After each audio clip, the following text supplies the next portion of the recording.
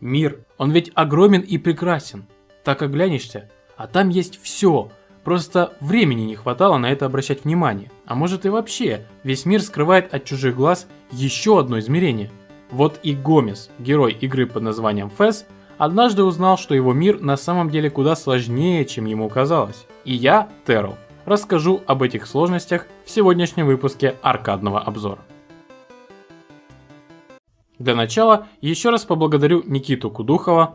Честно говоря, я даже не уверен, что он до сих пор смотрит мои обзоры и вообще это услышит. Однако же это он подарил мне Fez в Стиме. Иначе никакого обзора и не было бы. А может, не надо было бы вовсе, потому как в этом сезоне я уже успел или же еще успею пожаловаться на огромное количество игр. И увы, на Fez тоже пожалуюсь. Fez очень популярен среди фанатов инди-игр, как тот же Meat Boy, например. И это вполне понятно.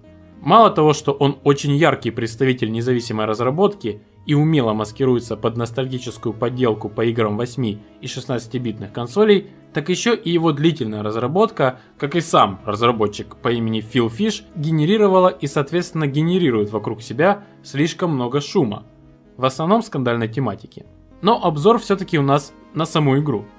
И начну его я, пожалуй, с общего ознакомления, а уж потом объясню, почему я к ней изначально относился предвзято и почему моя предвзятость меня не подвела. Итак, как я уже вскользь упомянул, сюжет игры повествует о Гомезе, двухмерном существе, который счастливо живет в своем двухмерном мире. Пока в один прекрасный день его не вызывает старейшина деревни.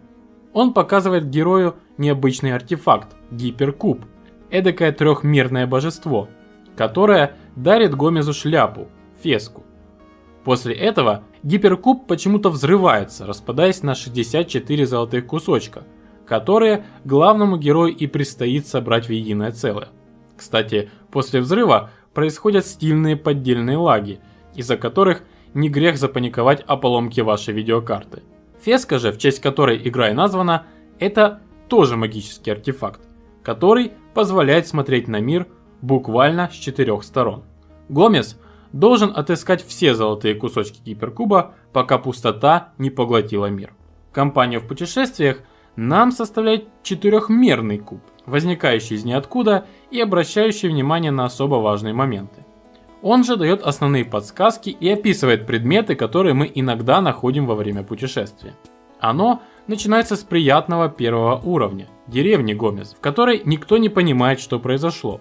А уж потом развивается у каждого по-своему, потому как мир фактически открытый, и игроки непременно расходятся в разные стороны. Карта игры огромна. Вот пример почти полной ее версии. Из-за необычного устройства в ней, как говорится, без 100 грамм не разберешься. Более сотни различных зон, которые словно крона дерева ветвятся, порождая новые локации и секретные тайники. И на самом деле лучший аспект игры и заключается во множестве удивительных мирков, которые хочется рассматривать.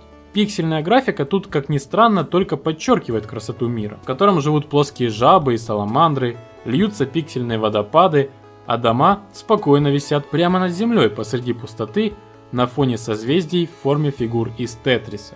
Здесь нет врагов, вся игра о приключениях и об исследованиях.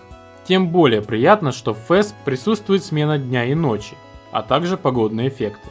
Кстати, умереть здесь тоже не получится, ведь оступившись, Гомес непременно вернется на место.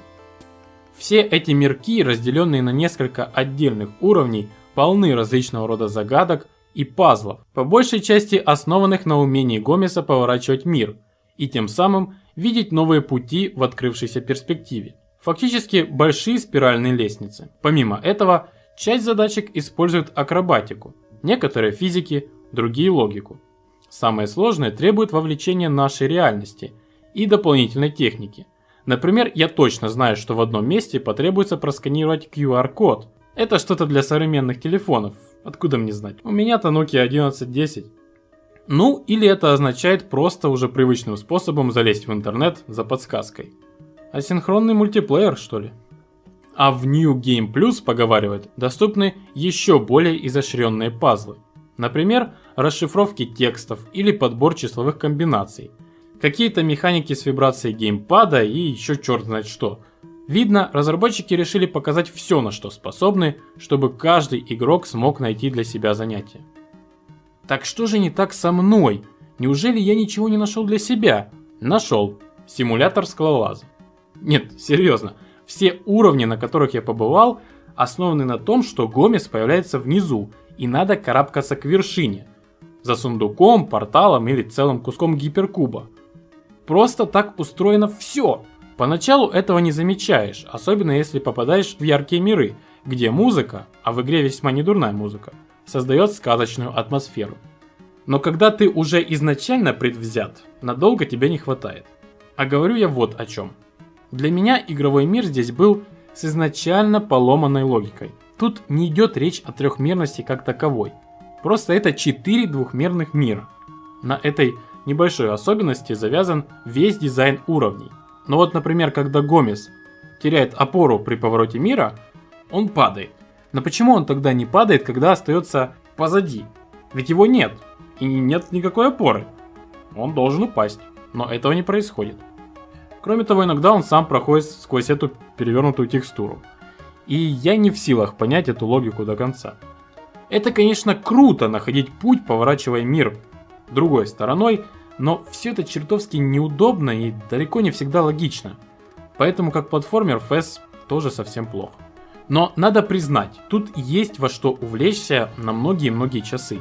При первом запуске игра выглядит так, что в ней хочется все посмотреть, найти все тайники и собрать все секреты. Так же как выглядит для меня Рейман, но только тут темп настолько убаюкивающий, что через пару часов просто не понимаешь, зачем ты в это играешь. Сколько людей прошло FES полностью? Я даже боюсь предположить.